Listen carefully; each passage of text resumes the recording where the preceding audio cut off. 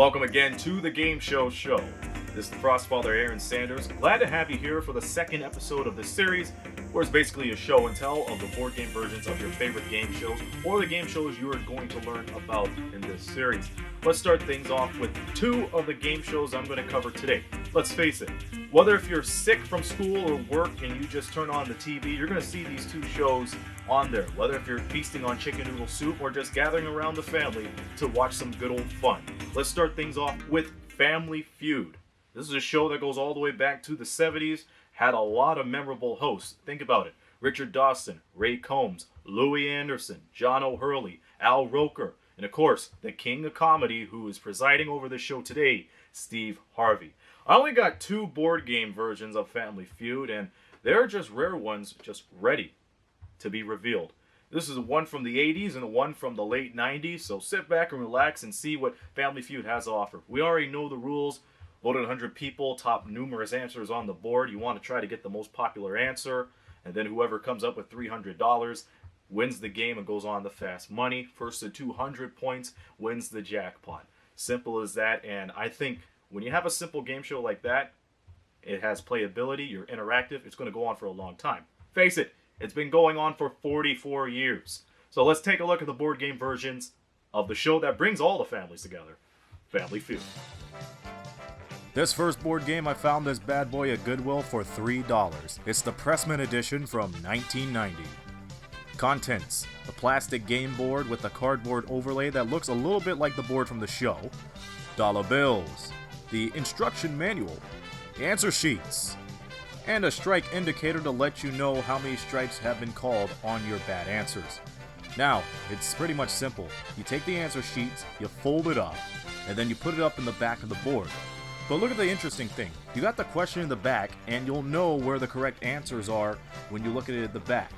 So by that time, you know when to pull it and get the money. In 1998, Endless Games had its turn with the Family Feud board game, and it's pretty much like the economic edition, scaled down materials. Take a look. Contents are pretty much the same from the Pressman version, and it has a new bullseye round, new to the board game, but known to the show in the 90s, where you have to come up with the number one answer to get the money. But the biggest setback is the game board. Look at that. Instead of having plastic things to pull from, you have to write it down, hence the crayon. And writing the answer down, it's hard work, honestly. You have to write it 3 times in order for it to see the thing. And now here's a question. Cookies are usually circular. Name another food that's circular in shape. Ooh, I got this. Pie. Show me pie. It's up there. You could pay me my $13. Family Feud. Alright, this next show. Man, what can I say about it? It's been around for decades. The current installment of this show has been around since 1972, and only 2 hosts have hosted The Price is Right. Bob Barker for 35 years and Drew Carey. This is a show that has over 70 active pricing games right now, taped over 9,000 episodes over at Television City in Hollywood, and it's still going strong. Hopefully it'll be able to come back for a new season when this pandemic is all over, but that's neither here nor there.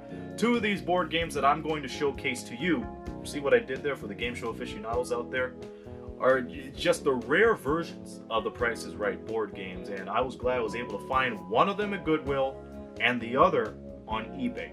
Remember when I said in the first episode that when it comes to the board games I buy off of eBay, I have to pay a pretty penny?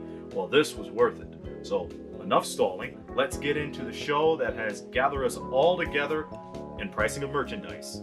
The Price is Right. So come on down. I bought the Price is Right 2nd edition board game from eBay. It was worth a pretty penny. This is the 2nd edition from 1974 by Milton Bradley.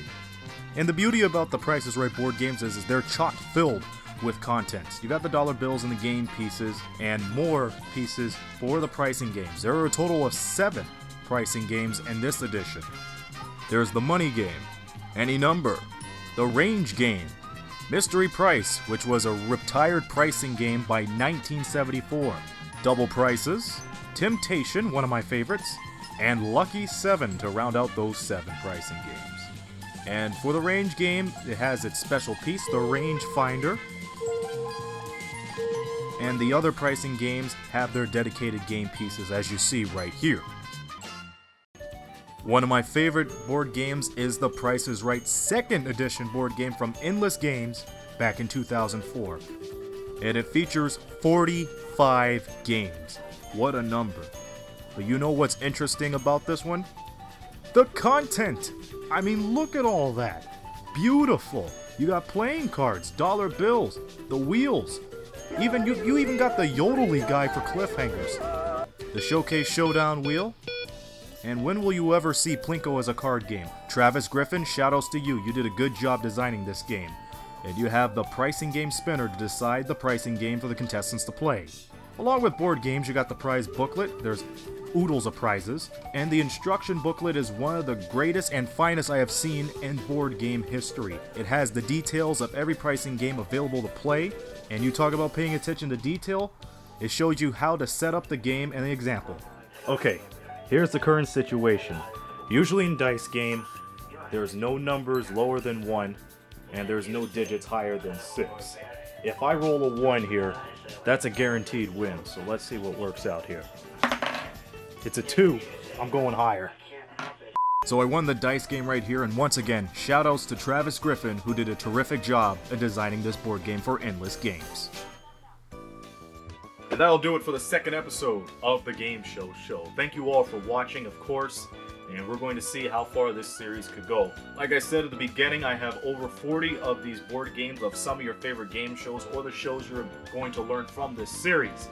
So if you want to find out more and you want to come along for the ride, or in other cases, come on down for the ride, be sure to follow me on social media. Facebook, YouTube, that's where you're going to find the series. If you're on YouTube, go to S231995. The Game Show Show will be there. If you want to follow me on Twitter, go ahead and do that. My handle is @ASandersWindsor.